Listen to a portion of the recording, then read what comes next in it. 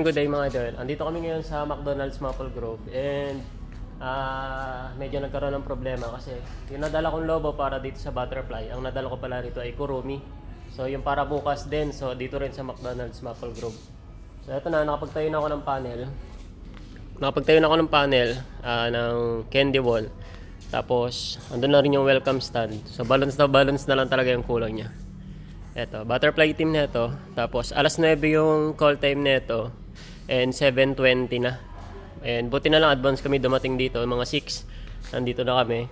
Kasi nga medyo maaga. And yun nga, pagbukas namin ng lobo dito kanina, mag-start na sana yung kapatid ko, si Utol Jesse. Yun nga, Kurumi yung nadala. So next time siguro, lesson learned na lang na i-double check lahat ng item na dadalhin, lalo na sa event. Kasi buti na lang, nasa 20 minutes lang yung biyahe papunta sa amin. And hindi traffic kasi Sunday. So yun lang sa mga stylist, double check lahat ng gamit na mga dadalhin nyo sa event. So para hindi kayo matulad sa akin kasi hassle kasi yun. So sayang yung pinunta nyo rito ng maaga kung nakapending lang naman yung backdrop nyo. And yan, ginagawa ko ngayon yung pang tali na lang ng lobo. Nakapag-setup na ako ng mga yan. And to, nakapagtali na ako lahat. So as in, lobo-lobo na lang to.